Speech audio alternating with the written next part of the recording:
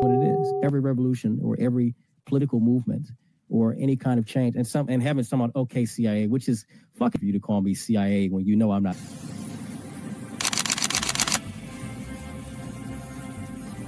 Everything was politicized. It was, oh, this is when we became the left versus the right. But both sides are trash. In COVID,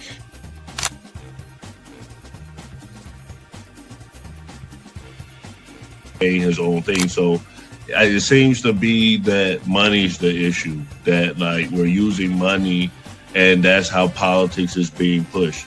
Because now we've seen what someone does when they use their own money and it doesn't seem to be a solution. So I feel like we take money out of politics, we'll have a much better political system.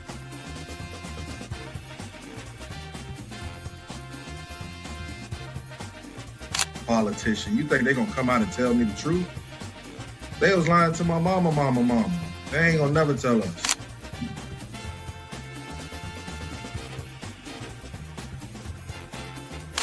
So everybody, we look at certain things just because, oh, this happens in the hood or we see this every day. All the way up. These people were speaking truth. King, we could talk X, we could talk it all. They were speaking truth. What's going on in anyone's mind, but let's take it as a given that Gray's argument is true, that the argument to not have ID is that it would be discriminatory versus certain socioeconomic brackets or something. It's like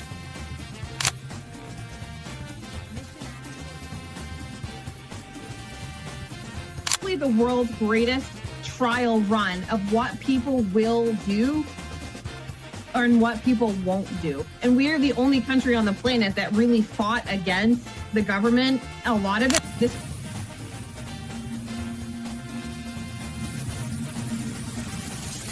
because you focus on 80-20 issues.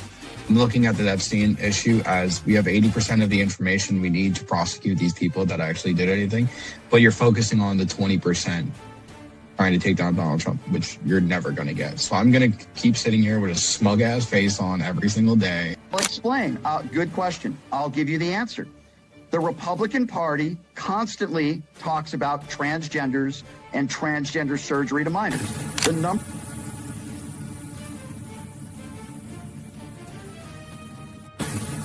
I'm mostly on the left, ideologically, but I don't associate with the Democrats because they're not ideologically on the left. The Democrats are clowns, and they're also losers.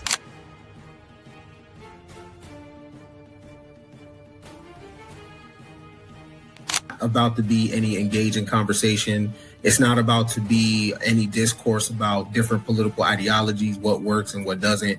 If that is the outcome, right? For example, I'm not going to go and just put myself in the middle of a KKK rally. Verify me. I'm not a fucking fed. They always do this. I'll say this, right? And they did the same thing to Nick. We've seen the video.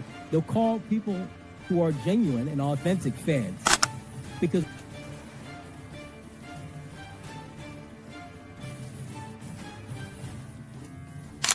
the interesting thing to me is that the ones that claim that they believe the Constitution are now trampling the Constitution. The ones that said they believed in the First Amendment, the freedom of speech, right, are now going against the freedom of speech. The ones that...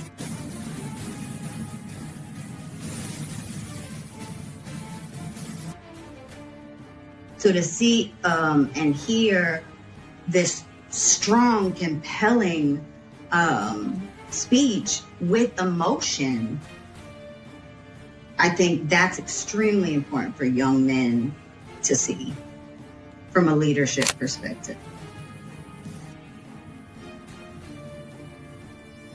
They don't have no plan. They don't ever talk about nothing positive about the Democrat Party. Everything is just anti-Trump. They're not willing to have a conversation. They call us fascists. We willing to have a conversation. Charlie Kirk's willing to have a conversation.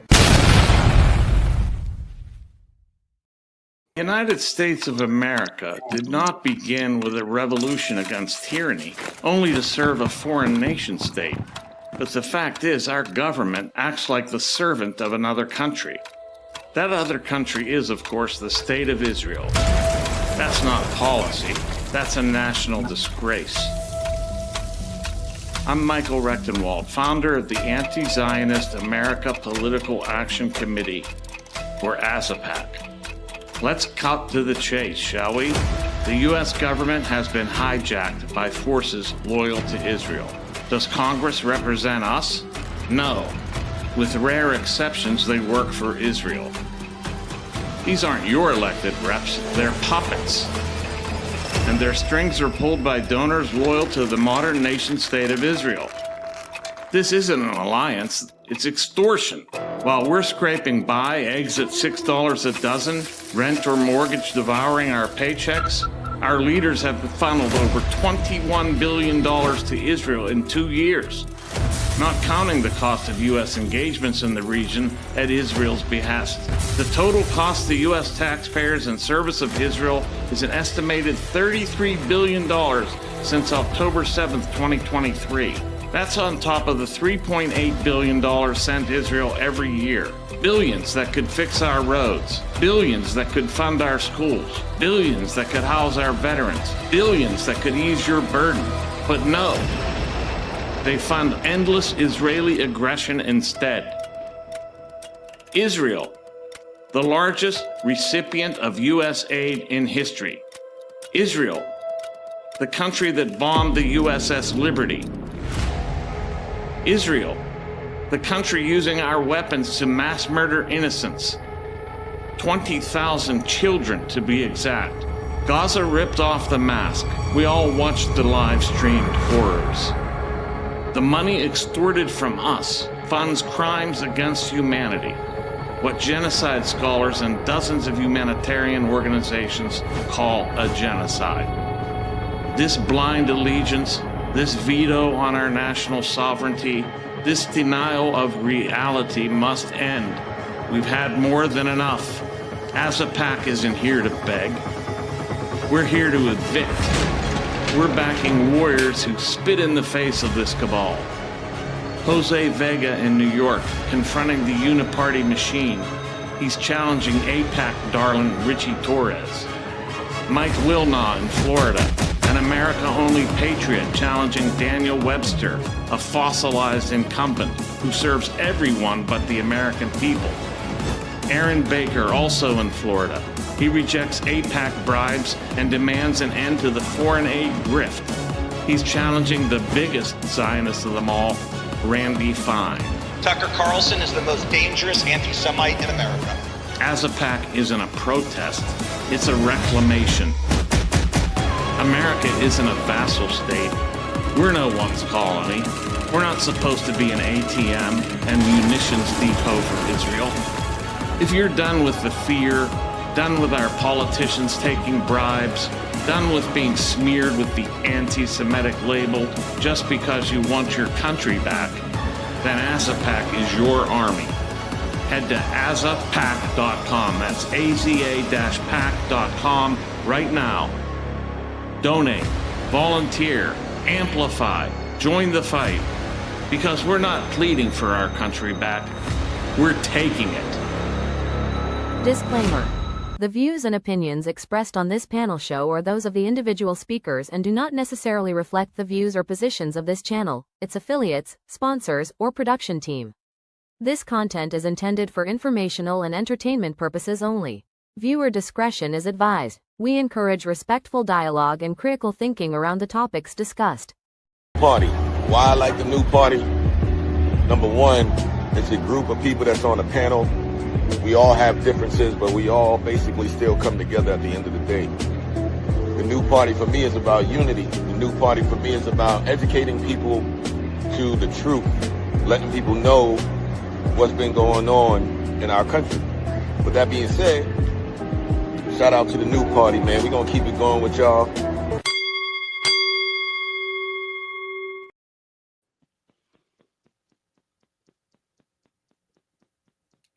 You're muted, Nora. Welcome to the new party. I'm Nora Christine. I'm Gray Mars. It's Mia. I'm Kamal. Oh, you muted, bro. Enzo, you muted. You're still muted. I'm skeptic. I'm Kim. That's Enzo. And tonight on the new party, we have a very special guest, Michael, the founder of Anti-Zionist America PAC, Michael, the chat's going crazy. I think we got some Zionists in the chat. They already going at you. So I'm going to kick it off by asking the biggest question of the night. And again, we got to put this out there. Given the growing scrutiny around political organizations and their perceived affiliations, how does ASAPAC plan to distinguish itself from groups known from anti-Semitic rhetoric or associations with movements like the Groyper movement? Additionally, can you clarify whether ASAPAC intends to collaborate or distance itself from figures or factions tied to those ideologies? Oh, okay, great. We're going to go right at it. That's good news. So I don't like to hold back, as you can see from the video. So, I mean, listen, Zionism is a particular political ideology. It is not a race. It is not an ethnicity. It is not a people even. It is a ideology that permeates the Israeli society, of course, but also the U.S. and the world at large. And it has an immense impact and influence over those who embrace it. And that embrace is not dependent upon ethnicity or even religion, because most Zionists are actually Christians. Christian Zionism represents 80 million people in the United States. Furthermore, not all Jews are Zionists. Many are, but not all are. In fact, some of the most trenchant and strident and I think important anti-Zionists in the world are Jewish, including Norman Finkelstein, Max Blumenthal, Aaron Mate, and others. I could go on, but I can't actually, because that's as few. That's the total I remember right now. So yeah, I mean, look, this is not anti-Jewish. This is not anti-Semitic. In fact, I don't want to get into the Semitic question because it's also really a roiled question. It's quite difficult to even broach that. But this is not anti-Semitic. We are anti-Zionist. Zionism is represented in our government mostly by Gentiles, in fact. People like Ted Cruz and Tom Cotton and Lindsey Graham and Donald Trump and his entire administration. These are not Jewish people. These are Zionists, though. So I think that pretty much settles it. As far as these groups, we don't discriminate on who wants to be part of ASAPAC as a donor and so forth. But as representatives, we have a very strict core and a very strict policy. We will not be represented by anybody else. We will not be represented by Groypers. We will not be represented by even other anti-Zionist organizations, though there are very few explicitly anti-Zionist. But we're not disaffiliating with anybody because we have supporters from across the political spectrum. We're not going to try to bar people from being donors to ASAPAC because they believe such and such. But we have a very strict core set of beliefs that we have made very clear, and that's what we will represent, and that's only what we'll represent. So that's it. I hope that answers it. No, that was a great answer. I'm going to allow our other founder, Gray Mars, to ask the next question. So if ASAPAC succeeds, what changes should we see in the country? What changes should we see? We should see the United States taking care of its own people instead of funding foreign wars, sending bombs and aid to Israel and Ukraine, for that matter, and other places around the world in order to kill other people. When our country is being ravaged as we speak, I mean, we have a deteriorating infrastructure. We have inflation, which is really an effect of all the wars and other policies that the government has undertaken. So what we'd be doing is getting rid of the Zionists who are voting for this money, this complete, sucking sound, as Ross Perot put it back in the day, that we're seeing coming out of the United States into Israel. We're being extorted on a daily basis. Billions sent overseas while people are having their food stamps cut off. I mean, things like this must not continue. We want to make America for Americans. And in the process, we do a great service to the world at large, because then people are free from the ravages that are imposed on them by the Zionist entity, Israel. We actually help world peace by reclaiming our country from the Zionist infiltration. Okay, thank you. And I'm going to allow Mia to ask the next question. So, so when I was, going through your website and obviously looking you up, you are a reformed leftist, but it sounds like this movement is based on taking care of Americans only versus taking care of Americans first. So would you say this is an America first, or is this an America only ideology? Well, we really only have one policy. We're not really America only or America first.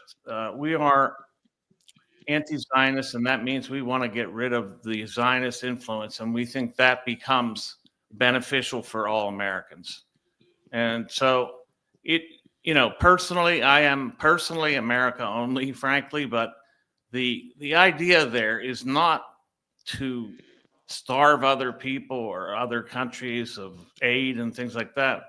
What we mean to do is starve the military industrial beast that feeds off of Zionist ideology. Zionism, if you want to get into a little Marxism here, which I do recall quite well, Zionism is to the military industrial complex what the superstructure or ideology is to the base in Marxist terms. That is, it is the thing that helps to make the military industrial complex and its activities seem natural, seem necessary, seem inevitable, and to seem, and further, to seem as if they're on some sort of dictate from God himself, God Almighty. So there's this Christian Zionist eschatology all mixed in there. And this stuff, Zionism didn't even start with Jewish people, by the way. It started with a former Anglican priest named John Darby in the 19th century, actually. And then it was picked up later by the Jewish contingent that turned it into the state of Israel.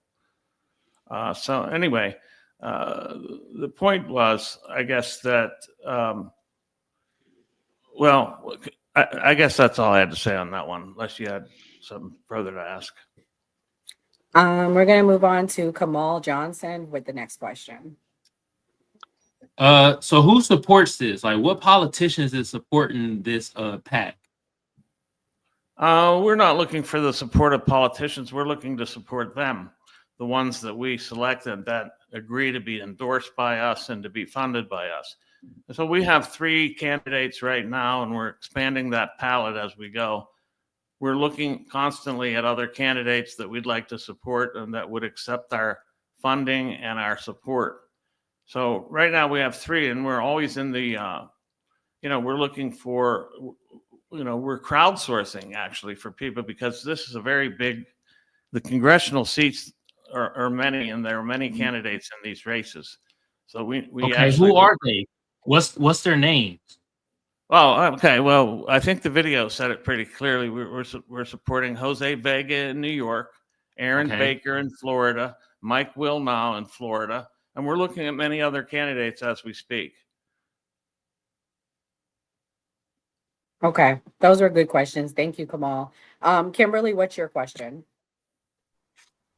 Hi, my question is more of like a devil's advocate because I align completely with everything you just said. I would add to the list of anti-Zionist Jewish advocates Medea Benjamin, Dave Smith, Katie Halper, Glenn Greenwald, Gabor Mate. I grew up in a Christian Zionist church too, so I can make the Christian case against Zionism. But my question for you is, which is a question that I get often, is why focus so much on Israel and Zionism? Why not focus on, or there was always the, but what about Ukraine, but what about Nigeria? What about Venezuela or what have you? I get that question a lot. Why focus so much on Israel and Zionism? Again, playing devil's advocate. Sure, I understand. Thanks for the question. Thanks for the setup. That's very nice. Yeah, listen, I mean, the reason why we're focused on Zionism is because we believe that Zionists control the United States of American government. That's why we're focused on them. And we've seen many pieces of evidence to make this clear. They're at least controlling our foreign policy. When we see that Trump goes on and bombs Iran unprovoked because Israel demanded it, this tells you that our policies are being dictated somewhere else by another people. And when you see the United States, when in fact there was a hurricane and it struck North Carolina, and the North Carolinians were out of homes, were devastated. What does the United States government do under Biden but send $500 million to North Lebanon, where Israel had just bombed? So to show you that the United States acts on at Israel's behest to clean up their mess. And now we're going to probably have troops in Gaza. And you could say that the last 30 years of American military aggression has been at the behest of Israel, including the strikes on Iraq, the whole war on Iraq, probably both of them, but at least the second one for sure. Libya, the destabilization and funding of terrorists in Syria until they finally got a Zionist puppet in there. The bombing of Yemen, all at Israel's behest, and because of Israel's genocidal policies and atrocities. All of this stuff is because Israel is controlling the United States. Then they're trying to throw students out of the country for criticizing Israel. They even tried to throw a resident American out of the country, his wife an American and an American child on the way. I mean, these people control the United States. The evidence is so clear. You had 250 state congresspersons going to Israel back in September, I think it was, for a conference called 50 States One Israel. Okay, as if the United States has been subsumed into the state of Israel, as if we're part of Israel, as if we're their munitions depot, as I put it in the video, or their ATM. The money, you could probably ascribe, I would say, at least 80% of the U.S. debt, that is the $38 trillion in debt, can be ascribed to expenses that we have doled out on the behalf and at the behest of Israel. Thank you. Thank you, Kimberly, for that question. Skeptic, what's your question? So I want to start off by saying I do agree with a lot of the things that you were saying. I think that the Zionists use religion because there's a lot of atheists that are Zionists that come out and they aren't even Christian themselves, but they use the religion topic to manipulate people, kind of like people that think about things linear, and so a lot of the time I see that Christianity is used in the Zionist movement to just like use people. They themselves don't even believe this. But I think one of the things that I find complex about like the libertarian movement, or like as political, I guess people that run in the Libertarian Party, right? We understand that for as far as like the federal, for like the presidency, we tend to be a two-party system, and a lot of things that the Libertarian Party stands for as far as ideas go, I tend to see kind of play out in the Democratic Party, like becoming more globalist and not being so imperialistic. And like the military complex to me seems to be a way that America has continued to uphold this power over other countries, or over foreign countries. Like you're saying, Israel has a hand in that. They understand that the military complex in the US has been a big part of our power structure, right? What is the biggest difference, do you think, between the Republican and like conservative and democratic movement from the Libertarian Party or the people that you push to run for office?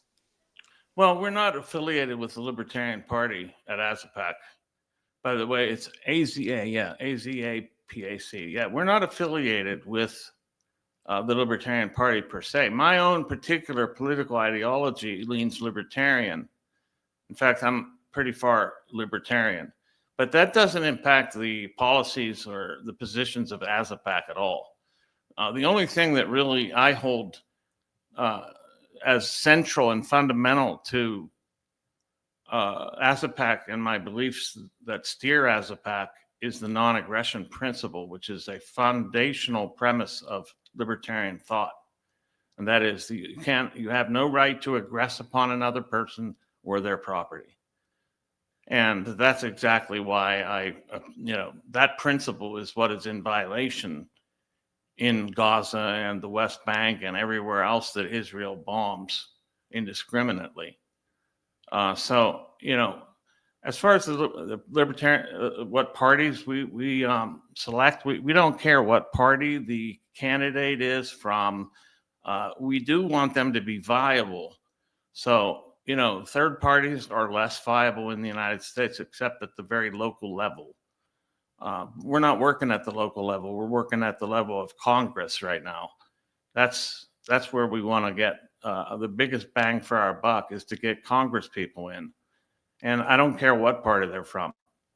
We're not partisan at all. In fact, I think that it transcends left and right. And I think we attract and we have attracted people from both sides of the so-called political spectrum, which I'm not a great believer in. Anyway, I think the up-down or vertical axis is much more important. That is the people versus the ruling class, frankly. And the ruling class is Zionist. Before Enzo asks his question, we have 2 super chats. W Enzo, thank you, Bad Pancake, for the super chat. And Big Tim says Israel has made many technological breakthroughs. Now I will allow Enzo to ask his question. Perfect. Thank you for coming. First off, my question would be, so CARE isn't registered as far, and they receive gifts and direction from other countries specifically that are adversarial to the United States, like Iran. Why should we be more concerned with Israel, considering the amount of times CARE has been listed as an unindicted co-conspirator in tons of terrorism-related cases in the United States, like the Holy Land Foundation and the Holy Land Five? So, in my opinion, I think this is more important than 1% going to Israel when Israel gives us pretty much 10 times more back, and we give them 3.3, they give us 48 billion back.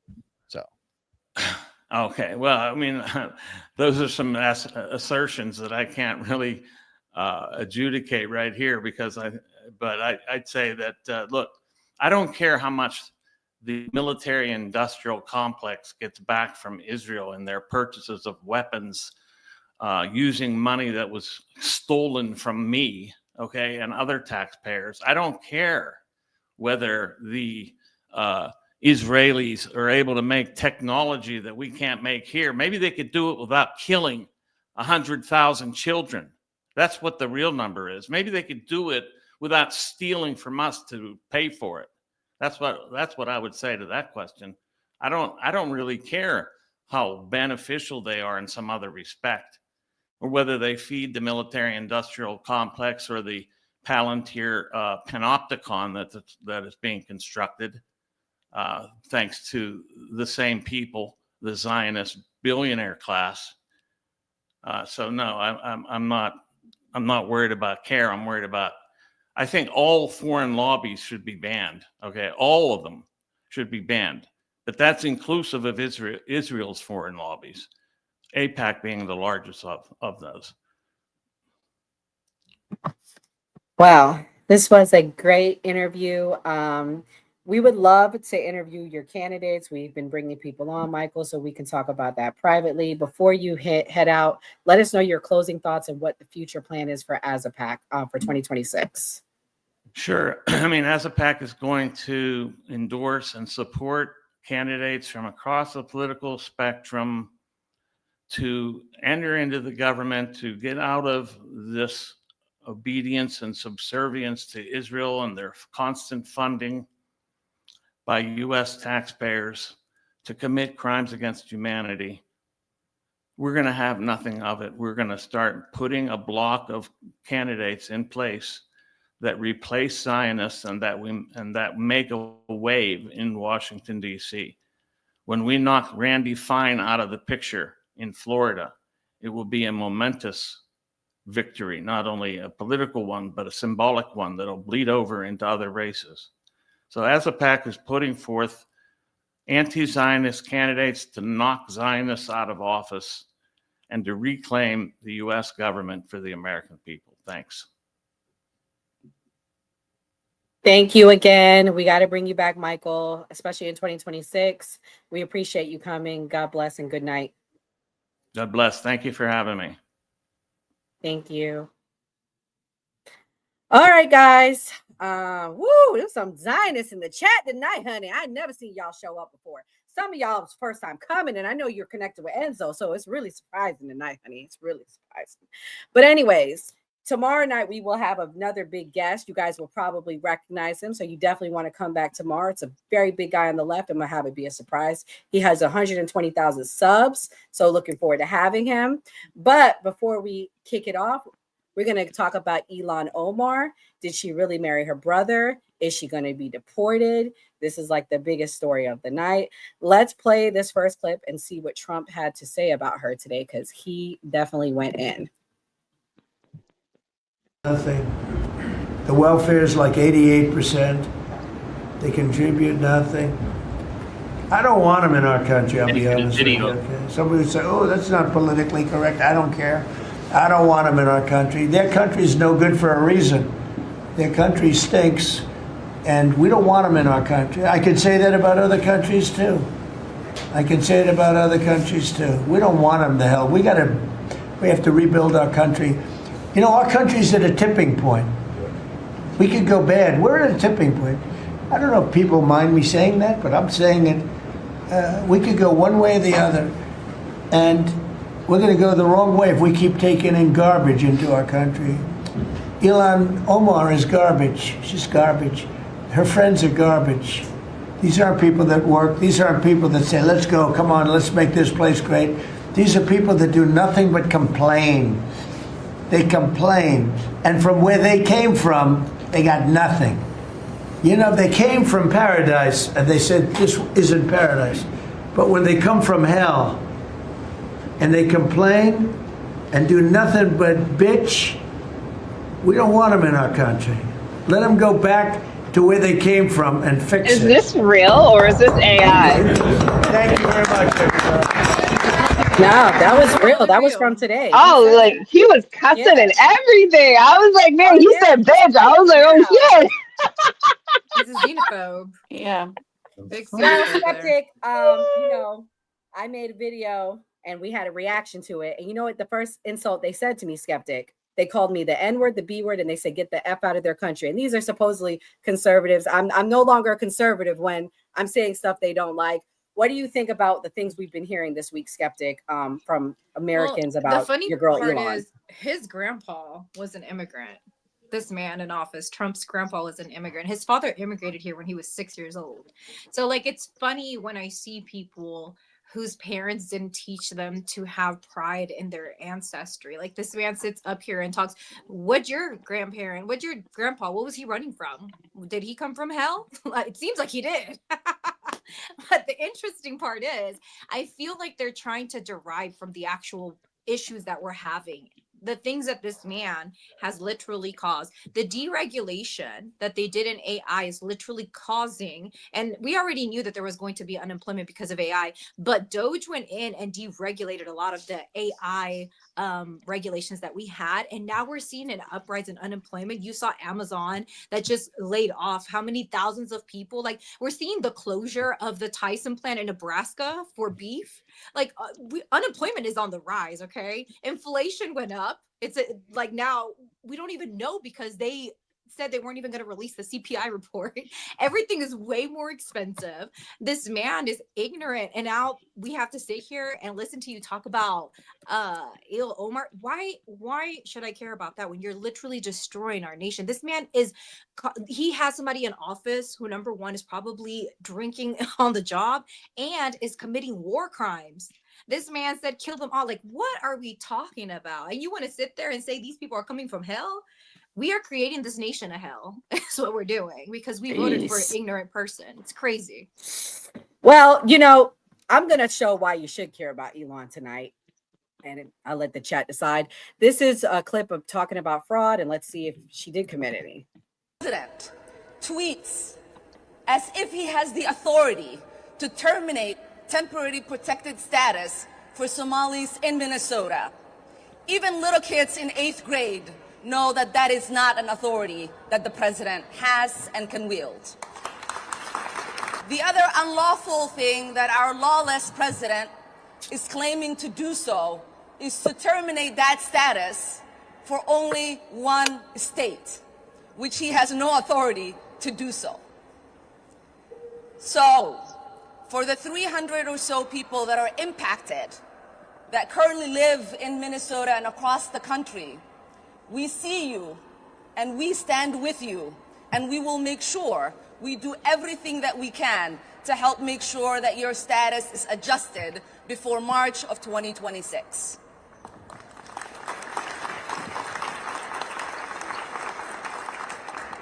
Because you know and I know that there is nothing temporary about people's lives here in the United States. Look how offended she is that the President of the United States would dare to deport Somalis who are illegally here and engaging in massive welfare fraud back to Somalia, the place that they claim to love. It's because it is not in the best interest of Somalia to deport the people who are robbing American taxpayer money and sending it back to enrich Somalia. They will do whatever is best for Somalia, whether that's stealing $350 million of welfare funds for hungry children, $500 million meant to help children with autism, or engaging in immigration fraud to make sure that their cash cow does not stop. Ilhan Omar married her own brother to circumvent immigration law, and she's offended that we look suspiciously upon people who break our laws to enter our country and then continue to break our laws by stealing money meant to help children and funnel it back to the place that they allegedly had to flee from. Oh yeah, how dare Donald Trump. She's only this openly entitled because, as she stated in the last clip, she believes the US government exists to serve the benefits of Somalis in Minnesota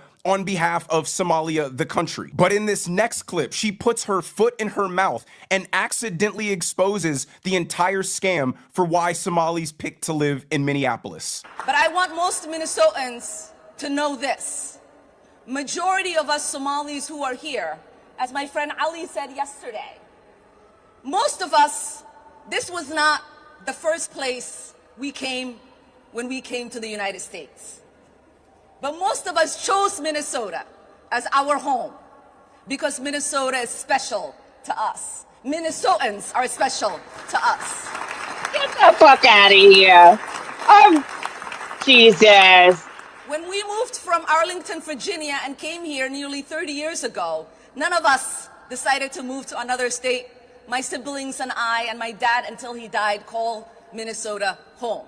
Because, like I said, Minnesota is special. And I know almost every single elected Somali Minnesotan did not start out in Minnesota, but chose to come here, stay here, start families here. So instead of the Somali diaspora living sparsely across the United States, where they would be forced to integrate and assimilate into American society, they chose to congregate in Minneapolis so they could create an enclave that acts as a satellite state for the nation of Somalia, where they can amass political power and elect representatives like Ilhan Omar, who will do exactly what she admitted in the first clip: work from within the United States system for the betterment government of Somalia, where they could engage in the same backward cultural behavior of corruption and piracy that led to Somalia being a failed state, and use their political leverage as a voting bloc to force local and state politicians to turn a blind eye to their massive fraud. In the last video I made, they have the police chief apologizing to the Somali community if they feel targeted by these fraud investigations, all while having a Somali translator. In the video I made before that, the mayor of Minneapolis is giving whole speeches in Somali. They have successfully weaponized white liberal guilt to force the acquiescence of their mission to benefit Somalia by any means necessary. So now if you want to win elections in Minneapolis or Minnesota, you need the Somali vote. And in order to get the Somali vote, you must vow to prioritize the interests of Somalia. Otherwise, they'll just install one of their own, like Ilhan Omar, who will do it. The latest mayoral race in Minneapolis was decided by leveraging a Somali clan war back in Somalia to split up the Somali vote in Minneapolis. You can't make this stuff up. Somali clan wars are deciding who the mayor of Minneapolis is. I truly believe in the exceptionalism of America. And because of that, I do believe that immigrants on an individual basis can integrate well into America, even from places like Somalia, but only if they're willing to completely repudiate the culture and customs from where they came and fully assimilate into the American way of life. They must be willing to become American at their core. But when 100,000 congregate into one city with the explicit intent on not assimilating and being encouraged not to assimilate by woke liberals who think that it's racist, we can't be surprised when the exact same things that made Somalia unlivable start happening here. It's the same problem with Dearborn, Michigan. You can't flee from a radical Islamic Sharia country and then set one up here in the heart of America. But here's where Ilhan says the problem isn't the Somalis who are perpetually committing welfare fraud. I'm the problem for making it known that's what they're doing. Can I just say something real quick, though? It's funny that they're acting like Somalians are taking over Minnesota when in 2025, it was assumed that they made up 1.2% of the population of the state of Minnesota. Like, that's so Well, awesome. Mia, And if you're going to say something hold about on, skeptic, hold on. Because here's the thing, they're asylum seekers. Skeptic, please. We all gonna get a turn. We all gonna get a turn. I wasn't done saying my We comment, now, go but ahead. I understand, but we're not doing that tonight. We really not. We really not. We all need to get a turn. You just had your turn. We're gonna let Mia get her turn. Mia, you said you've been to Minnesota a lot. You got family there. She brings up a good point. It's only 1% of the population. Is this legit or is this total BS? Yeah, so there's 86,000 Somalians. However, they have concentrated themselves in the Twin Cities, and the Twin Cities control Minnesota, and they have elected themselves to plenty of political positions, whether it's school boards, whether it's mayors, whether it's aldermen, and then also, I mean, they run a series of scams when it comes to clinics and so on and so forth. So they may only be 86,000 people, but they're a pretty powerful 86,000 people. I mean, they basically control the Twin Cities. As someone who's never set foot in Minnesota, it's interesting to hear from you because you literally can't go anywhere in the Twin Cities without running into little Somalians. Literally, it is little Somalia. It's a joke. I've never seen anything like it. Minnesota is one of the whitest states, but if you go anywhere in the Twin Cities, it's literally Somalia. That's the language they speak. That's literally everything in the Twin Cities. So it's super interesting to... Yeah, they may only be 86,000, but they essentially control the state of Minnesota. And considering they've committed billions of dollars worth of fraud, I'd say, I mean, they really are taking advantage. She is not wrong. Minnesotans are primarily Slavic and Nordic in descent. And as a lot of Democrats enjoy what they do in Norway and how well they treat their people and their social net programs. So a lot of people, like scammers from Somalia, will see that these kind-hearted, kind-natured Nordic people would love to take them in and help them. And they they're repaid by these Somalians who scam them. So yeah, she is right. It is a very special place because these are incredibly kind people who come from incredibly kind communities who immigrated here to do what's best. And they get scammed by Somalians. She wasn't wrong. It is a very special place. I enjoy Minnesota. Great. We just heard two viewpoints. Skeptic started with hers, Mia ended with hers. Do you think that this is hyperbole, or do you think that this is something that Americans should be worried about? It's probably a combination of both. I mean, immigration as a whole is an issue, but using bigotry and hatred towards a certain group just based on them having different beliefs. I think the guy next door to me is Muslim because when the hurricane was coming, he started praying. That's how he was speaking Arabic. And we laughed, and I was embarrassed because I felt like he heard me because the power was off.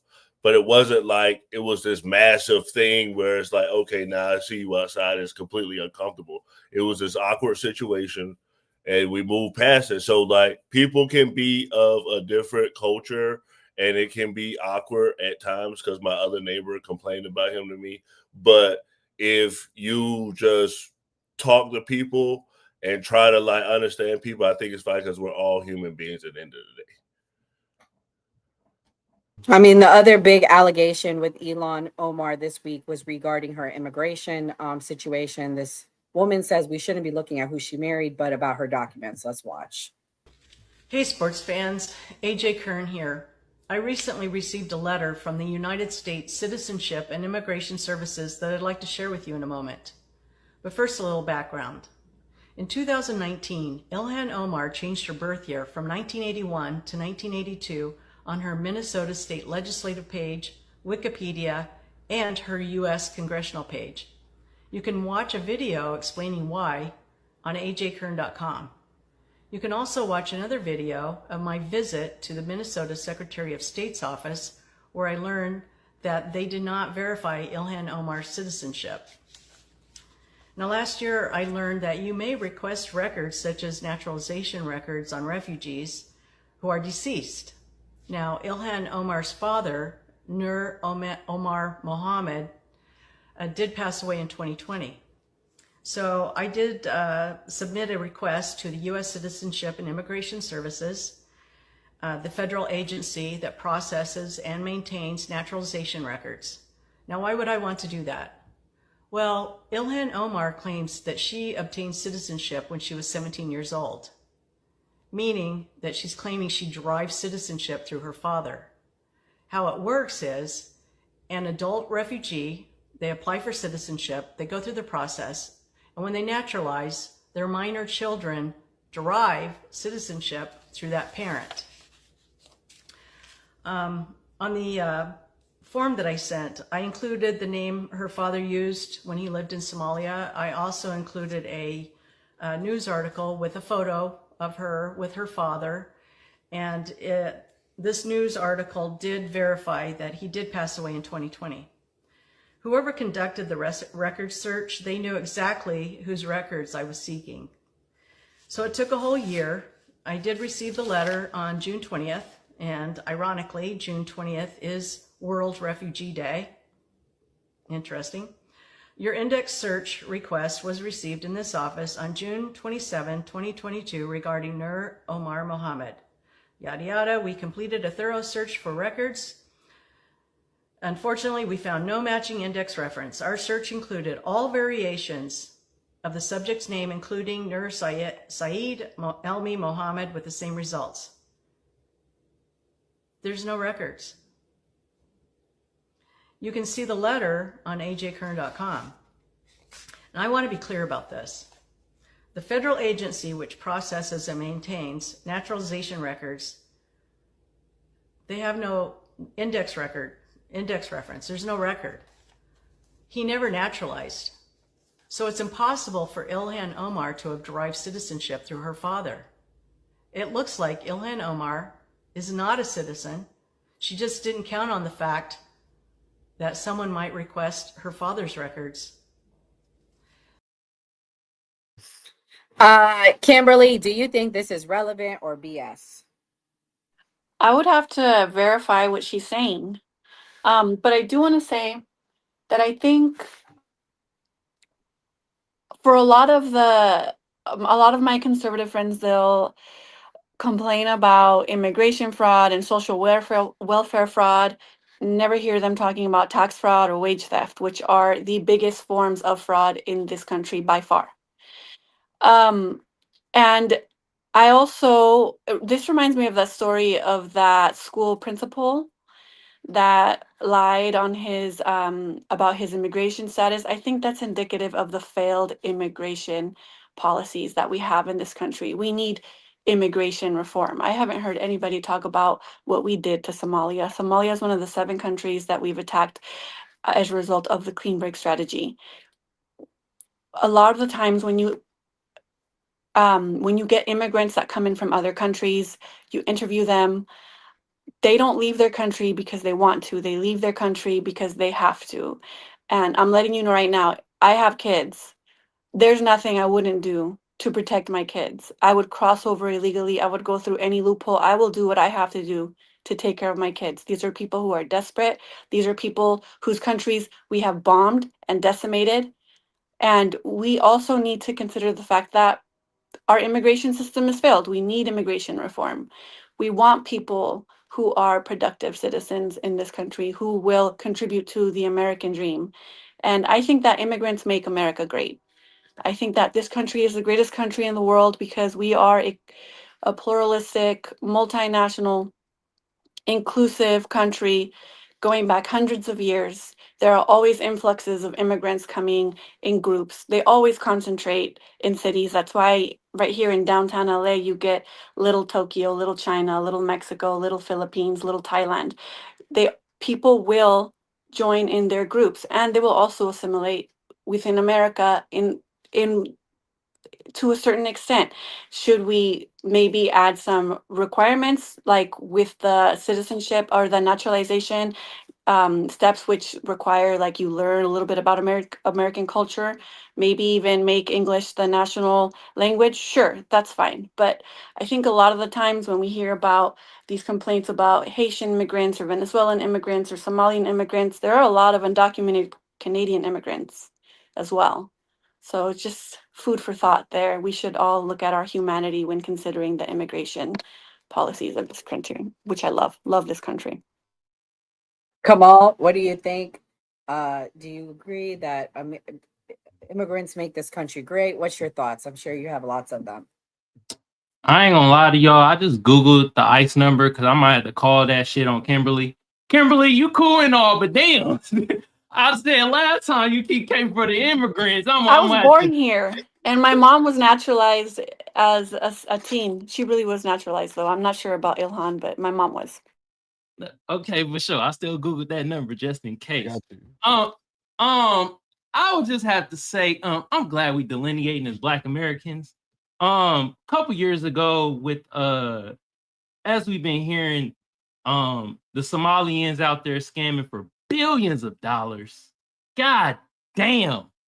And now we're hearing about Ilhan Omar possibly marrying her brother for a green card. Some immigration status shit. Man, I'm gonna tell you right now, man, the Somalians, they the Michael Jordans of scamming. God damn. They are top tier scammers. Not all, but y'all shooting a good percentage. It's like that 1.2% out there in Minnesota. Y'all not all scamming, but y'all probably doing 95% of the scamming in the goddamn Twin Cities as we fucking speak. God damn. And the way they scamming. I'm sorry. This person said, yeah, we're feeding 10,000 families a day with only 5,000 motherfuckers in the county. My mind was fucking blown hearing that. But I will say this. I don't know if y'all ever met Somalians, but I have. Out here in San Diego. That was the first time I got slapped in the face with delineation. I was like, first of all, not gonna lie, they rude as fuck with their weird shaped head ass. They rude as hell. And then I was like, hey, yo, my black bro right here trying to get on. I'm not black, I'm Somalian. I swear to y'all, I was 19, San Diego hooping. That's the first time I heard of some delineation shit. And I'm glad we delineating. Y'all can't put this on black folks here. This gotta be on Somalians. This gotta be on Somalians. You gotta take the L. Ilhan Omar, you most definitely gotta be the damn what would be one of the greatest football players? You feel me? You gotta be the Tom Brady of this shit. To marry your brother. Don't do that to Tom. Don't do that to Tom. mean. You don't deserve to be associated with her. But he is one of the greatest QBs that couldn't run for shit in the league. You feel me? I'm just saying, Ilhan Omar top tier with if this is true. You feel me? But like I said, I'm glad we delineating as Black Americans because we're starting to see some things. I'm just saying. That's Well, before we move on to the next clip, after I played, I'm gonna let Enzo speak. But shout out to Miley or Millie. How you say her name? Millie? Millie, yeah. Millie. At Enzo, Jan CPI 3%, CPI today 3%. She also said HSS fraud is taking over Minnesota, 31.7 million. Big Timmy said war in Somalia was valid to take out a warlord. I guess that's in response to you, Kim. And then Millie said, Omar, you mean Cersei Lannister and her brother. So my God. Yeah. I'm going to talk about the Shut up, marriage Millie. allegation, and I'll let Enzo respond to it, and then I'll let Skeptic go again as well. Story is blowing up fast because federal insiders are now saying they identified Ilhan Omar's alleged brother, and the evidence behind it is stronger than what anyone would have expected. Y'all like the video right here, follow for more. And let's jump into this one. So here is what's happening. For years, the allegation has been simple. Omar entered a marriage that looked like a setup to help her own brother get immigration status. Critics brought it up, reporters asked questions, and every time the response was the same. You're a racist. You're bigoted. You're attacking a protected group. The same old crap. That shut down the conversation. But insiders are now telling reporters like Benny Johnson that Homeland Security has evidence showing the marriage was fraudulent. Not rumors, not speculation. Evidence, records, documents, and internal findings that point to a family connection and an international setup to game the immigration system. This is not a small accusation. Immigration marriage fraud is a federal crime. Entering the country under a fraudulent petition is grounds for losing legal status. Helping someone commit the fraud is a separate crime. And if the evidence exists, this becomes a criminal case, not a political argument.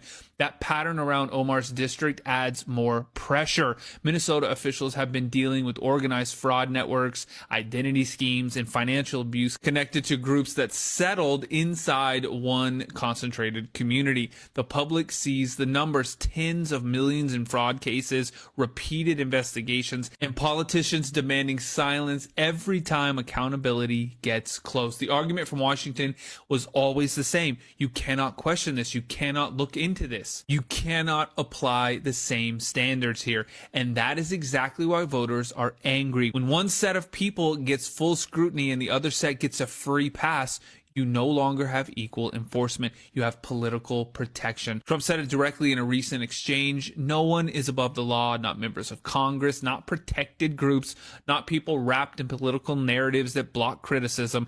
If someone lied on federal forms, there is a process. If someone entered a fraudulent petition, there is a consequence. That is how the law works for everyone. If the evidence insiders describe is real, the question now is simple. Does Washington enforce the law the same way they claim they do, or do they protect one of their own? Again, either way, the public will not ignore it this time. The story is too big, the record is too long, and the evidence insiders are describing is too serious to bury. Y'all like the video right there. Follow for more. Let me Enzo, what do you think? Is this too big to ignore? Is this like BS? What do you think? Well, first off, I want to play this for Kamal because you want to get the ICE number. Wait. All right, never mind. It's not going to fucking play. It was going to be ICE. They're not going to get me. I look white. So I'm good. That don't matter. That don't matter. I've been questioned on job sites. I've been questioned by DHS and ICE on job sites. I look white. They came right up and asked me. And I'm like, here you go, sir. Here you go. I'm an American citizen. I did it the right way. Instead of fucking denying and getting fucking deported and arrested. That's how you do it. I was born here. Anyway. Kimberly, I got that fake white privilege. I look just white enough to have privilege. Anyway, this is not something too big to ignore. This is something that they should be looking into. This is something that they should have been looking into long ago. But for whatever reason, I mean, we just let people come into this country and we give them social security numbers. I mean, it literally just came out that under the Biden administration, nearly 4 million immigrants were given social security numbers. Let that sink in. Illegal immigrants were given 4 million social security numbers. They just found that out when Doge was going through everything, mind you. But back to this, right? Ilhan Omar. This is why I say that if you're not born in America, you should not be allowed in any type of elected official seat whatsoever. If you were not born here, if you're an immigrant and you come here and you have a child here, sure, let that person run. Let that person be in office. It doesn't matter what we do with the situation whatsoever, because the Democrats are going to paint this. Oh, this is Donald Trump going after his political opponents. This is Donald Trump going after the Democrats. Even though we know they committed crimes, we're still going to blame Donald Trump. Blah, blah, blah, blah, blah, blah. We see this all the time. You guys are going to literally just stick up here, or sit up here and keep covering for Democrats. We see it with the Epstein shit. What about Jasmine Crockett and them covering for Hakeem Jeffries and Stacey Blasquette that's texting Jeffrey Epstein? You guys are literally covering for people when you wanted these files out so people go to jail. Now you're covering for them. They're going to do the same thing. I think we should crack down on this. We should crack down on Minnesota. We should crack down on Dearborn, Michigan, where all this fraud and all these people are coming to the country not to assimilate, to take over, like I said on the podcast multiple times already, that are stealing from HHS. We should be looking into these things. This shouldn't be a partisan thing that the Republicans are doing this. This should have been taken down a long time ago so this doesn't happen. Because if a rightful or naturally born American citizen commits crime, they're going to jail. No one's going to question it. They're not going to say, oh, this is coming out of bigotry. We're just going after these marginalized communities. No, they send them to jail. It doesn't matter. So I don't know why we're giving special treatment or just looking the other way or trying to cover things up anymore just because it's somebody who's in politics. They should be the ones that are going to jail. They're supposed to represent us. Skeptic. Okay, I know you got a lot to say, darling. What do you think? I know you're going to answer a lot, but I want you to also answer this. What is your response as a first-generation American when people are saying things like they don't assimilate? That's like the biggest thing we keep hearing, and the whole reason justifying their attack on places like Dearborn, Minnesota. What do you think? Assimilate to what? What is American culture? What, putting raisins in your potato salad? Like what is American culture? If it's so racist, then why come here? I have never, and I didn't interrupt him, so I expect him not to interrupt me. I haven't understood what American culture is. Being white tea, dyeing our hair blonde. What? I speak Spanish. My parents, I speak English and Spanish. I speak 2 languages. It seems like Ilhan Omar speaks English too. Like, the interesting thing about this, not only are they 1%, 1.12% of the population, let's be accurate, okay? Not just that, but this same administration chartered in South Africans and provided them with a living quarters, provided them with food, provided them with clothing, provided them with, is that also fraud? Are we also going to go back and say that that's fraud also? Like, we're okay with asylum seekers as long as they're white apartheid people that grew up in apartheid, as long as they're from South Africa and they're pale. Like, what's the difference? So people that are coming here that are Somalian, they are asylum seekers. Under our immigration law, we allow them to get subsidies from the government. If you don't like it, then change the law. But you can't just come in and charter in South Africans and say that's okay. They assimilated well, huh? You guys send them all into what, Idaho? That's fine that there's a little group of them in Idaho. No problem with that.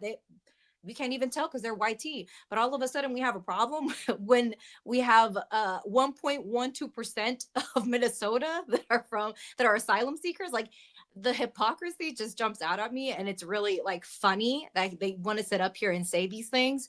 But I will say something. Now that they're starting to turn over and look at Haitians and look at people from Somalia, best believe that they're going to be asking everyone for their paperwork. And I doubt they're going to be people that that have some melanin in their skin. So if anything, they're opening more the door to be able to ask you and say, hey, prove to me that you're from here, because I just don't know. So I think that this is a dumb thing that we're allowing and that we're not criticizing. It's wild. We're making such a big deal, but we're not making a big deal about the things that actually matter. The tariffs that are being argued in the Supreme Court, and I'm listening to Supreme Court justices say, hey, what are we going to do if this is illegal? What are we going to do with the money that was taken from Americans? How are we going to give it back? If it is found that this man overstepped his executive power and went into congressional powers, which is AKA taxing Americans, what are we going to do with all the money that we have collected from Americans? Like, that should be fraud. Well, speaking of fraud, we are going to get into the fraud, because there is a fraud piece to this, even outside of Ilhan Omar. Let me play the clip breaking it down. Shit's heating up in Minnesota. Tampon Timmy, you are going down. This just out. Listen, this story is not coming from conservatives. It's not coming from right-wing media. It's coming from staff inside the Minnesota Department of Human Services, the very people who've seen the rot, the corruption from the inside out. Now they're saying enough is enough. Screw this piece of shit sitting in the state office. We're going to expose him for the jackass that he is. And listen, what they're describing is one of the most corrupt state-run government operations in the history of the United States. I thought it was bad here in Illinois with the Pillsbury Doughboy up in Springfield and Jabba the Hutt down in City Hall. But what the mayor of Minnesota and the governor of Minnesota are doing and have done to the Minnesota people is absolutely fucking disgusting.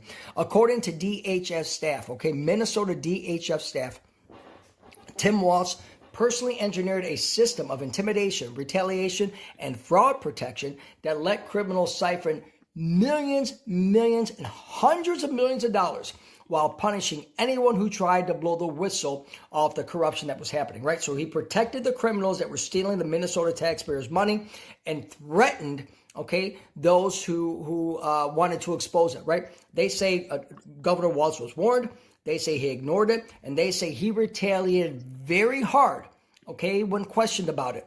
Quote unquote, this is coming from one of the staff, They said, we let Governor Tim Walz know of fraud early. We got retaliation. We got monitoring. We received death threats in an effort to discredit us, right? All these employees said that Governor Tim Walz retaliated against the whistleblowers, threatened their families, disempowered the office of the legislative auditor, installed unqualified loyalists in top agency roles. I wonder why. To protect his own fucking ass, right? And let politically favored groups commit fraud with impunity. And we all know that the massive fraud that's going on with this feed our family bullshit, to the tune of $1 billion that 80 Somali immigrants have been arrested for, right? And the massive healthcare scam that the fucking state is doing too. People seem to forget what happened in Mogadishu, Somalia, back in the 90s, where they dragged our two rangers through the streets of Somalia. People seem to forget that. We're at war with these fucking people. Now they're sitting here in the United States and they're robbing our money, right? They even say that DFL aligned media, right? We all talked about how corrupt the local media is. Well, it's like that in Minnesota as well, right? Like WCCO, which is a local news station in Minnesota, and NPR, they ran interference, right? They refused to cover the fraud. They attacked whistleblowers, all while protecting Walz politically, right? Because listen, everybody knew what was going on, all the leaders, everybody, and they refused to cover it. Why? Because they're fucking criminals and they hate the American people. The liberal media is no good. I've been telling you guys this for months and months and months, and shit is finally coming out. Agency leaders appointed by Governor Tim Walz, Tampon Timmy, right? Mr. Twinkle Toes himself, disregarded rules, laws, and fraud reports. And the whistleblowers say something even more explosive, right? Now Minnesota is drowning in fraud. I mean, the state is fucked. I thought we were bad here in Illinois. They're really screwed out there, right? So I will tell you, this is a real story, guys. There have been recently public accusations by employees of Tim Walz claiming he failed to stop large-scale fraud under his watch. Ray, what do you think about these allegations? They're saying it's even up to $1 billion. Yeah, and I think Mia shared in the chat on TikTok where they tagged Kamala Harris in the election and said that Tim Walz was committing this fraud. So I think it's crazy. I think when we say, though, that it's just like the Democratic Party or just a left, we kind of take away from that individual person's responsibility, because some of these people are just criminals. So when you give them the out of just to blame a group, you're kind of taking away the individual responsibility of that politician that abused their power and committed corruption. Mia, so it sounds like you've probably done more research on this. Can you tell everyone what's happening in Minnesota about these allegations? So there's actually a lot of scandals happening. So first and foremost, they have the housing scandal happening. So Minnesota, like I said before, is comprised of mostly Nordic and Slavic individuals, and they are known to be socialist people. They're community based. So their basic belief is to help the community.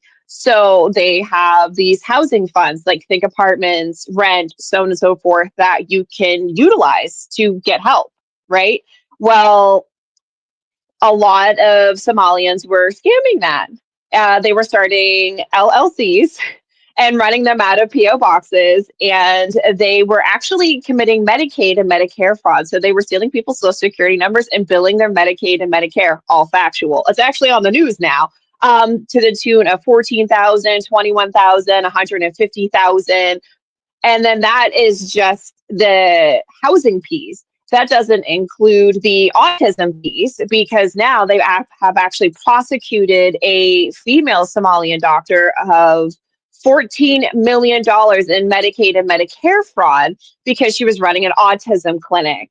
But not just her, a lot of other people in her family as well. So there's the medical aspect.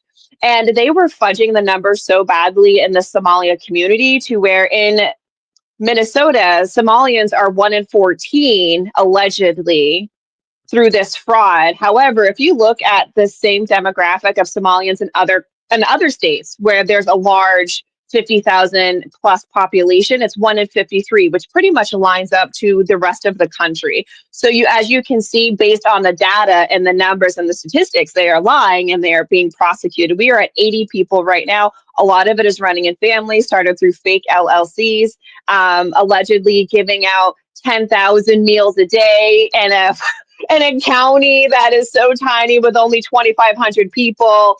I mean, it's housing, it's Medicare fraud, it's welfare fraud, it's medical fraud. I mean, it's every kind of scamming you can potentially think of. These people are now being prosecuted for. And to add insult to injury, a certain judge named Sarah West in Hennepin County is actually overturning these convictions to some of these Somalians, even though they are being convicted by a jury of their peers with evidence. Some of it is now being they're being overturned by a rogue judge. So I guess we have a lot of rogue judges in this country. It's very interesting stuff. If you guys have not looked into it, you should look into it. They've actually tracked the money into Somalia to the terrorist group there. Like they're taking these people's hard-earned, Midwest people are so kind and so nice. And it's just so sad to see that some of the hardest working people of the heartland of this country, their money is being funneled by a bunch of piece of shit scammers into terrorist groups, which they've now proven. Like that's how bad and how big this is. Up to $1 billion now. Speaking of scammers, I don't know what this means. Can you translate? Thank you, Millie. We appreciate you. W Millie, W big man. Timid. What is she talking about? Enzo, please translate. So K-pop Demon Slayer is Jasmine Crockett. That's the little nickname. Okay. Like how I said Habibi Hakeem the other day. That's the nickname for them. Yeah. So who's check up with Dr. Epstein? Who's that? You didn't say. That's why I said she's on Capitol Hill covering for Hakeem Jeffries, saying, "Oh no, that's a different Jeffrey Epstein that lived in New York. That's also a sex offender." Got it. Got it. Yeah. Got it. Okay. And shout out to Big Timmy. Thank you so much. Walz is okay with fraud, but Orange Man bad, right? And we're gonna allow Kimberly to go next after this next clip, and she'll tell us how Orange Man is just as bad. I'm sure. I'm just kidding. Kimberly's doesn't have TDS. Here we go. People of East African descent have been charged, convicted, and sentenced for stealing more than $1 billion in taxpayer money from government programs during COVID. As you know, Governor, that is more than Minnesota spends each year to run its Department of Corrections. So I want to give you a chance to respond to this. Do you take responsibility for failing to stop this fraud in your state?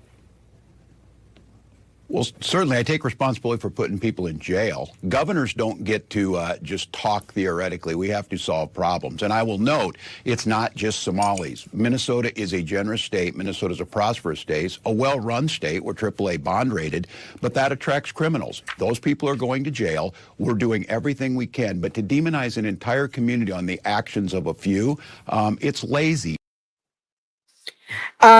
Kimberly, do you think this is a pivot, or do you think that what he said is relevant to the allegations that have been brought against him and his administration? No, I have no affiliation to either political party. So when Kamala picked him, I automatically assumed there must be something wrong with him, and there was. So when you looked into him, he wasn't really like the freaking worker class hero that he thought, or people thought that he was. He was committing this fraud story.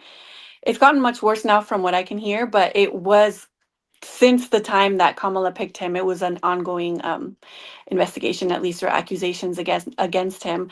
I condemn fraud. I condemn it with when people do it regardless of a political affiliation, nationality, immigration status.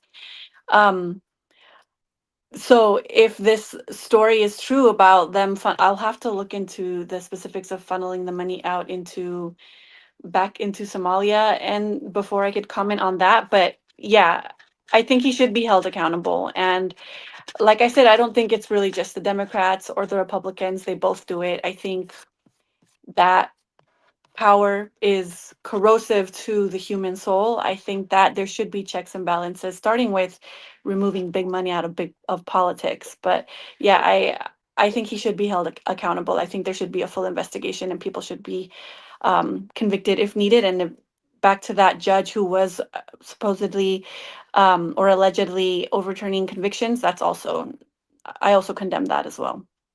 But also, Donald Trump is also bad. Millie said, Vince Bolter said Walz told him kill Senator Hortman. What is she talking about? Enzo, translate. So, Vance Here Bolter, we the go. one that unalived Marissa Hortman. Pretty sure it was in his manifesto that Tim Walz put him up to that. And the funny thing was, here's the spin with the Democrats. I love you guys with this. You guys love to say, oh, it was a Republican who did it. It was a Republican who did it. It's Donald Trump's fault. It's Donald Trump. It's political violence from the Republicans. What about this? Tim Walz literally has been threatening people in his state to not come forward about this. You really want to think that they weren't going to come forward about this, and he put somebody up to this? I know, like we're making connections that aren't there physically yet, but I mean, we've been right about a lot of conspiracy theories this year alone. A lot of conspiracy theories over the last 4 years. It's not crazy to talk about that. This is what I mean. The Democrats, they want to like try to point the finger all day long and say, orange man bad, orange man bad, orange man bad. This is the fucking guy that was running for vice president, not just some random politician, not just some random governor. This is the guy that Kamala Harris,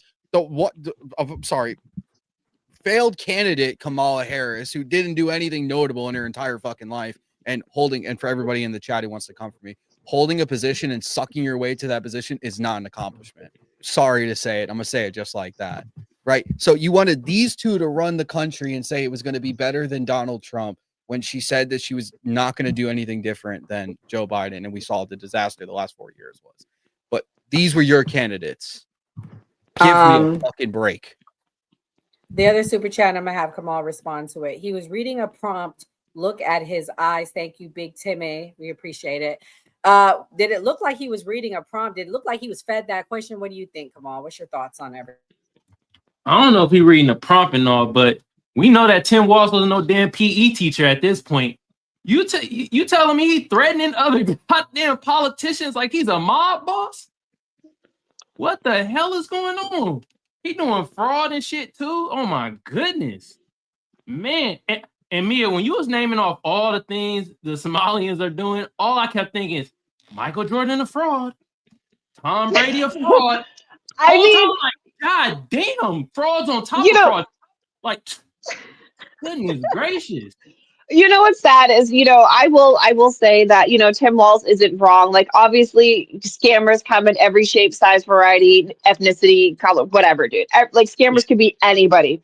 But it is wildly hilarious that the scammers right now, I mean, we're at almost 80 that have been arrested and charged, all happen to be Somalians, that all happen to be related, that all have to be using the same like PO box for all of their fake LLCs, that they're funneling their Medicaid, Medicare,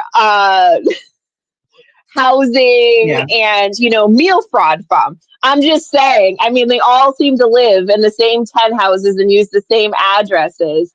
I mean, it's crazy. That's a real family business right there. God damn.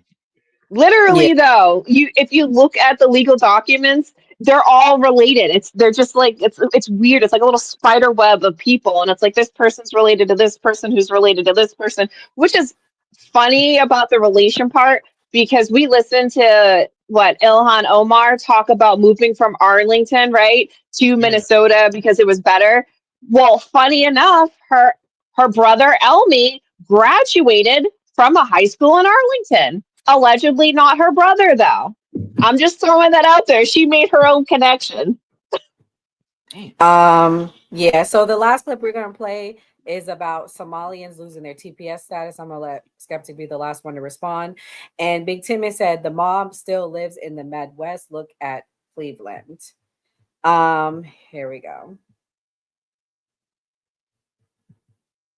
Interesting about the Somalian deportation. They want to remove the protective order. The person they need to blame is Ilhan Omar, because basically she brought so much negative attention because she's so arrogant.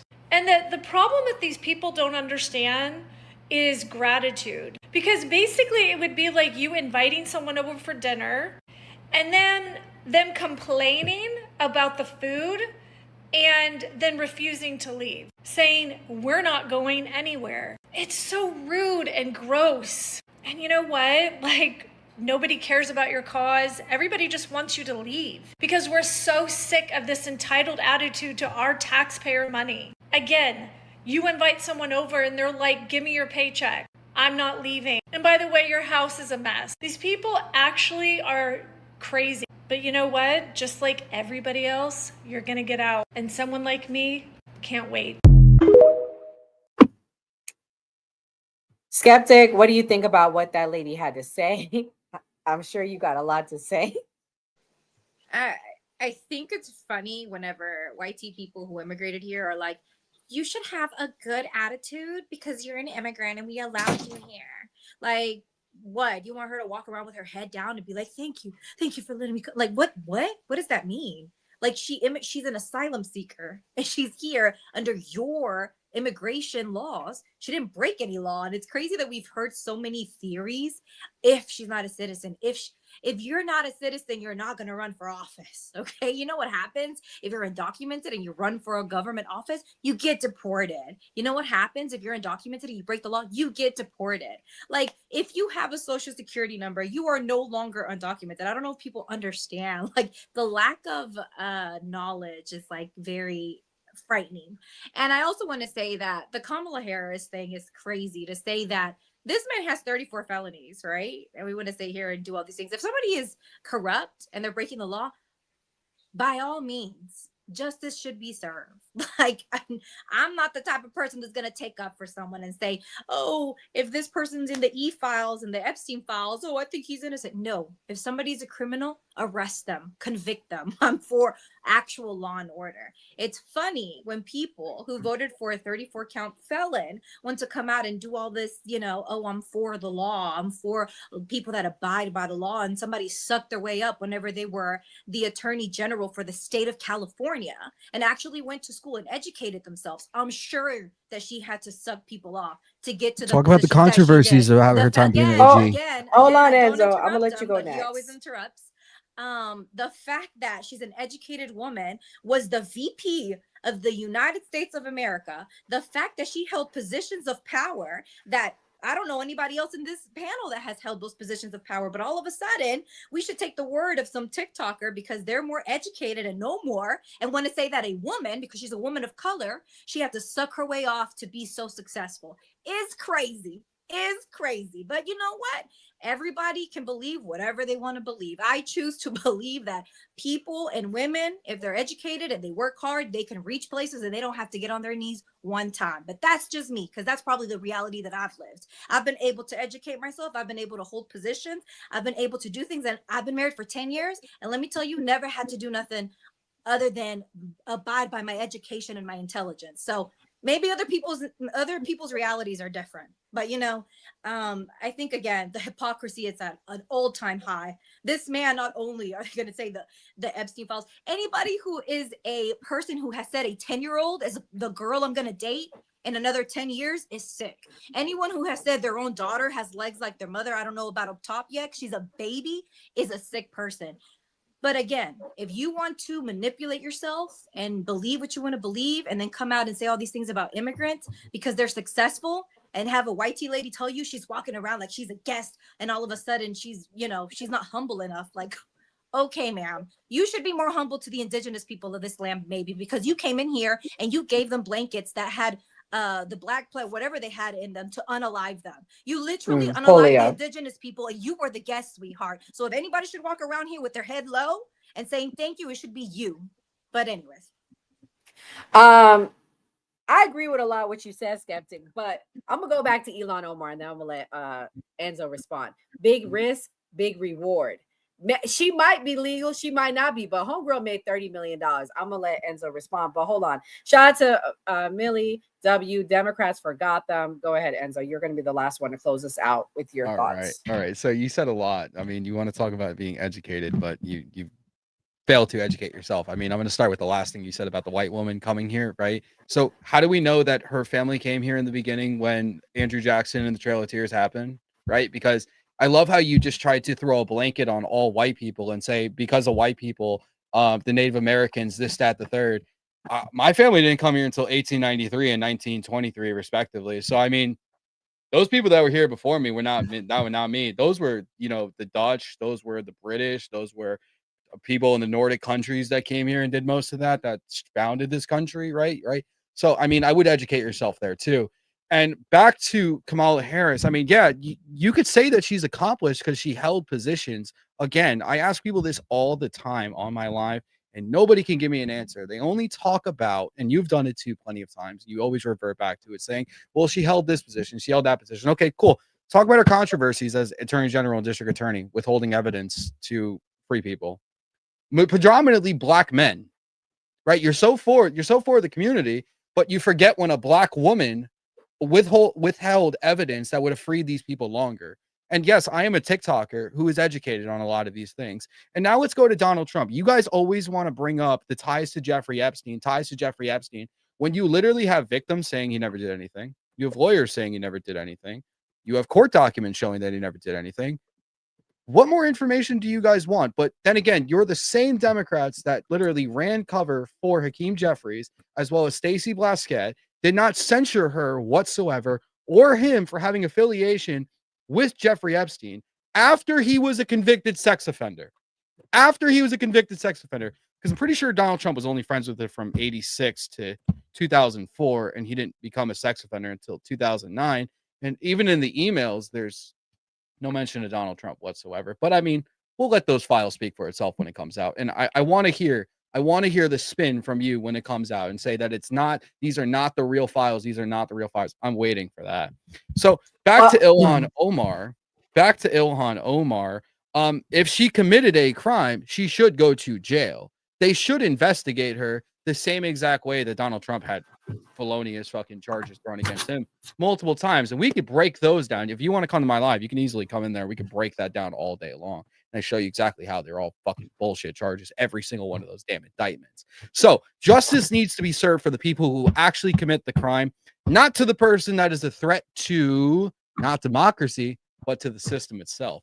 That's why the Democrats fear Donald Trump, because ever since 2016, he's been a threat to the system that they put together, that the Democrats and Republicans put together for the last 250 years. And he is trying to change all of that and actually bring this country back to what it's for. We could start today with the Trump bank accounts, how we're actually trying to show financial literacy for Americans from their birth, right? So where was the plan from the Democrats to do this, to actually boost up the working class and boost up children in this country, to give them a head start, instead of saying, oh, you're dealt a bad hand, you got to live with it? No, now we can actually say, hey, you were given $1,000 by the government. Now, when you turn 18, that turned into $100,000 by, depending on how the market goes. If the market keeps going the way that it's going, it's 7 to 11%. By the time they're 18 years old, that'll be $100,000. Why can't you start anything with your life now? Now you got no excuse why you can't start your life. But guys, I would allow Skeptic to respond, but it's getting really late. I'm gonna read the super chat, Skeptic. I'm gonna have you do your closing thoughts, and you can respond there. This was a good dialogue. Yeah, I'm gonna let her go after the super chats. It's 9:30, guys. It's getting late. We all gotta have time to be able to go. You know, we gotta wrap up before a certain time. All right, Big Timmy said, just want to say I love the podcast. Thank you for all keeping dialogue and freedom of speech alive despite differences. Thank you, Big Timmy, for all the super chats tonight. Millie says, notice the Democrat brokies can't support the cast. Hey, Millie, that's the best thing you done said all night, girl. Love you, Millie. I love you. Come on, the left, God y'all gotta damn. hold it down. It was a fair panel tonight. We had 2 people on the left, we had 2 people in the middle, and we had 2 people on the right. So it was a very, very fair chat. So thank you for that. Booty said, Boa did a little cruise out. Sorry. People run for government to break the law. That is fact on the left and the right. He also said all should read George Washington's second farewell speech to the nation. W, thank you so much. Again, guys, this was a good debate. We might just need to let Skeptic and Enzo go at it one night, man. Yeah, round Thursday 2. night might need to be the night. Well, no, Thursday night By all means. covering the Venezuela war, so I know Skeptic is going to be Skeptic. You're going to have a good friend Thursday night. It's going to be another good person on the left. But tell us your closing thoughts, and you can respond back. Thank you. Yeah, I will never oblige to a YT person for me to walk around here and look grateful to them for being in the US. Bitch, my family, I come from indigenous people. 60% of my DNA is from the Ririmuri tribe, from these lands. So no, ma'am, I'm not going to walk around here and be grateful to you. And I think that immigrants make this nation great. I don't care where YT people came from. I don't care. I know what the majority of YT people did to the indigenous people when they came here illegally, and they just came upon the lands and called themselves settlers and unalive people. Even us celebrating Thanksgiving literally was from a massacre of the unaliving of hundreds of indigenous people. And the fact that other YT people like Italians that brought crime, that were big mafia members and that broke laws, but then all of a sudden got included into being YT and uphold the system of racism in America are also part of the problem. So no, I don't agree with any of the stuff that these people were saying. And there was a lot of ifs and ifs and ifs and ifs. But what I do know is that the wife of this president was unclothed on a GQ magazine. I do know that. I do know someone who had to get on their knees to get to the position that they're in now. And it wasn't Kamala Harris. Surprisingly, it was a YT woman. And she looks very unhappy. So again, you can tell by the choices that somebody makes, the type of lifestyle that they live. So interestingly to me, it's like everything to me that conservatives project tends to be the things that they're doing. They say that we are being invaded by immigrants, right? A nation that was built by immigrants is being invaded by immigrants. But in reality, they're the ones trying to invade Venezuela, Mexico and other nations and trying to use these false arguments. You have Rand Paul come out and say what they're doing to Venezuela is literally illegal. The fact that we don't know the names of the victims to which this is happening to is wrong. And we know that fentanyl doesn't come from Venezuela. Like everything that conservatives say that they're against corruption. These people are nothing but corrupt felons, literally in office, that are taking money from American people and saying that we're doing better when we're not doing any better. We have lost in our retirement and our 401ks because of what he's doing to the supply chain. The stock market is unstable. Like, we don't know if tariffs are going to be applied or not be applied. What are we talking about? Inflation is up. This man does not know what he's doing. And if anything, it's corruption at its finest. And if people want to blind themselves and say that this is America first, when it is anything but America first, it's America last. It's honestly wild to me. But again, you can believe whatever you want to believe. Like, if that makes you happy, if that floats your boat, then do you, boo. I'm happy for you. Yo, Skeptic, you want to know an interesting fact I learned the other day?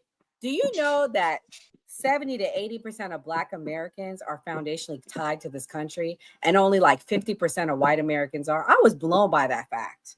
I was really blown. Y'all could look it up. I was blown by that fact. Ray, I told you about it. I told Kelly about it. I was like, man, maybe the FBA's is on to something. But you know what? During the 1600s, during I want to say it was either before or around Beacon's Rebellion, the white people that were coming to this nation that were like the poor people, the outcasts, some of them were even fleeing from crimes. Like some people were literally sent to this nation because they were unwanted in their nation of origin. They were immigrants. Okay. Yeah, but I bring that up to say this is really a Black or brown country. That's all I was trying to get at. But in the 1600s, they understood that because they themselves wrote down in history and like journals that if the Black community and the indigenous community continued to grow, they were going to be the majority. But look at us now. Ooh, anywho, Kim, what's your closing thoughts? Oh man, that was a lot. That was a lot. That was a lot. Oh, I hate when you pick me first, but okay, I'll make it quick. I can go to somebody else. You want a moment to get your thoughts? Yes, please. I'll go to somebody else. We got some super chats, guys. Thank you again. I'm gonna go through them really fast. Wait, hold on, my bad, guys. Big Timmy said, I'm white tea, but also have 6% NITAPI DNA. Your TDS is showing. Damn. Billy said, Harris got diddled by Mr. Brown. Ooh, that's fact. That is fact. But anyways, I'm gonna allow Enzo to go next. And then Enzo, don't do too long because we got I'm not. All right. So this was a great episode. I love when we have conversations like this. America is a lot of things. America is not perfect at the end of the day. If we want to look at the mistakes of our past that we've rectified over the years and still point it down and magnify it to the most minute level and say, this is wrong because we did that then, when that's not even going on here in 2025 is absolutely fucking asinine to me. To all the Democrats out there, this is why you guys lost the fucking election. This is why you guys continue to lose. This is why you guys continue to cover up everything, because you are products of propaganda at the end of the day. That's all this is. I'm not even going to be sorry when I say it, Skeptic. Everything you said is literally just straight up propaganda that anybody can disprove at any fucking time. But I digress on that. Shout out the Cash. Shout out the chat. You guys are fucking insane tonight. All the super chats. Everybody, thank you. Everybody have a great night, and I will see you guys again on Thursday. Beacon's Rebellion is propaganda is crazy. All right, come on. I'm gonna let you go next. Ooh, yes. No, they were mad at you. God damn. And you know me, my number I thought was more like 40%. Because me and you have talked about this privately. So whatever, facts is facts. Ooh. First of all, goodness. Great show. When Skeptic and Enzo start arguing, I love it. Oh, I love it. I know some people would be like, oh, we don't like the fuck that. Get to the arguing. All right. Y'all be both dropping facts at times, but sometimes y'all something. But I love when y'all start arguing. God damn. Entertainment like a mug. Second of all, my Black Americans, my foundational Black Americans, This is why we delineate. Ilhan Omar and the rest of the Somalian gang out there that was doing the top tier frauding, you feel me? Now y'all can't be like, oh, this is black folks. You know why? Because Somalians don't even consider themselves fucking black. I know from firsthand. And not only that, all through the social medias and stuff, they say it on their own. So y'all can't pin this on us. Gotta pin it on them. Y'all gotta take the L on this one, Somalians. All right. Tim Walsh too. Oh, the PE teacher. That's a load of bullshit. This motherfucker's a mob boss. He out here frauding with the rest of the people and stuff like that. I'm telling you, man. Wasn't he talking about arresting people? He ain't done not one goddamn arrest out here. Goodness. And next that I want to say, shout out to Bird that came on earlier with the interview. I most definitely tagged them politicians and put them in my folder just in case down the line they say some anti-black bullshit. Because if they do, I'm gonna be on their ass. All right. And I'm doing that with the rest of the politicians that come on here. I got folders for y'all. Anybody that says some bullshit that is anti-black or goes against my goddamn lineage, I'm on your ass. All right. Shout out to the new party. Shout out to everybody from Mia, Enzo, Skeptic, Nor, Gray. Gray, you got to hit us with an animal analogy in a little bit. Kimberly, shout out to you too, but you say one more thing, I might have to call ICE. You feel me? God damn. But shout out to you, Kimberly. We gonna find you that married man soon. Or that rich man, not the married man.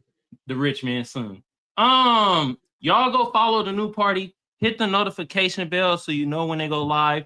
We do this Monday through Thursday, you feel me? On my end, Kamal Johnson Network. Y'all go follow me on YouTube. Also hit that notification bell so you know when I go live and you know when the new party go live.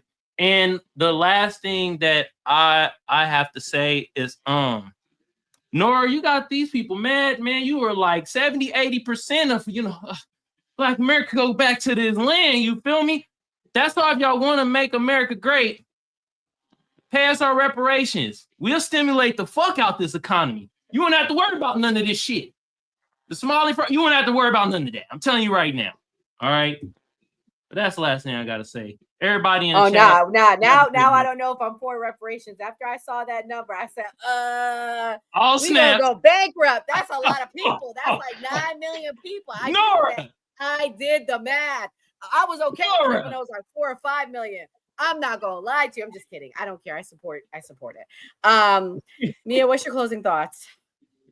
Honestly, I am wicked fucking tired. So all I have to say is it needs to be America first and by far America only. And if it doesn't help us in any way, shape, or form, we don't need to be a part of it. And that's it. I'm tired. I'm ready for bed. Okay, go I to work sleep. 5 days a week now. I'm exhausted. Now welcome to the club. I know, girl. It's a lot. Go ahead, Derry. What's your closing thoughts? You ready or you need a moment? I'll make it quick just because we're all tired. But Kamal, you said you wanted to get me a married man. I'm not Kamala. I want a rich man, unmarried rich man. But to be fair, the criticisms of Kamala with regards to that and Melania and all that, what I really care about was all the horrible things that Kamala did when she was AG. And I will say this, immigration reform. If Ilhan Omar really did commit immigration fraud, she should be held accountable. If immigrants commit healthcare fraud, they should be held accountable. We need serious immigration reform that does not incentivize fraud. A lot of the immigrants that come from a lot of countries all over the world with temporary protected status are fleeing persecution, are fleeing crime, are fleeing they're coming here for a better life. Most people don't leave their country because they want to. It's because they need to. And I will say again, I would do anything to protect my kids. I can't think of one thing that I would not do to help and protect my kids. So we should all be a little bit more considerate of our humanity. And I'm all in favor of, and I'll say this every day, reparations for descendants of freedmen. That should be priority. That was the original sin, and that should be priority. Americans should always be priority. Oh man, you about to be up goddamn on right, Kimberly. Kamal's list, I'm gonna man. find you that rich man for sure. Once I find him, I'm gonna mail him to you. It doesn't even have to be a man. After a certain amount of money, like, I'll take anything. You always do that. If you're watching right now, press that subscribe button and hit that notification bell to know we go live.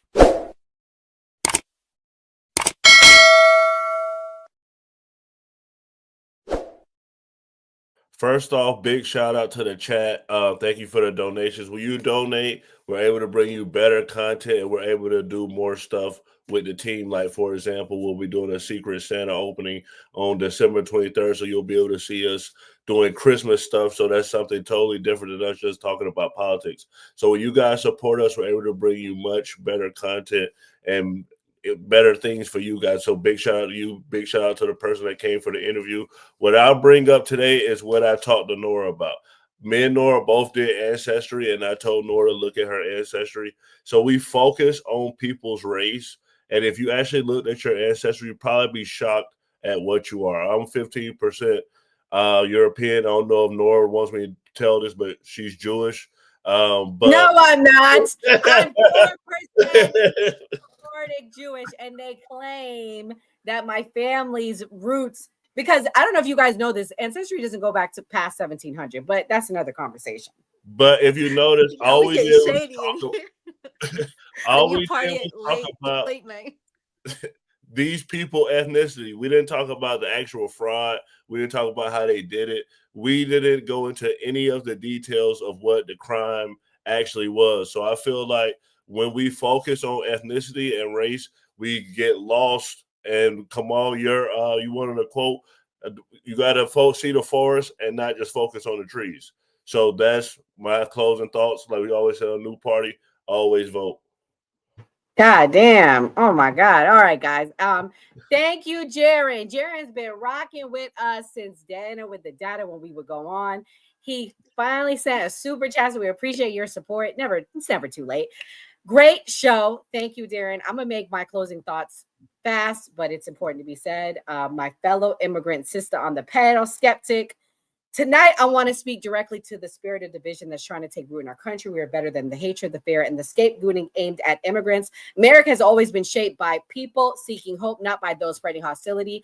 I am for legal immigration, but I think lines are getting blurred, but that's okay.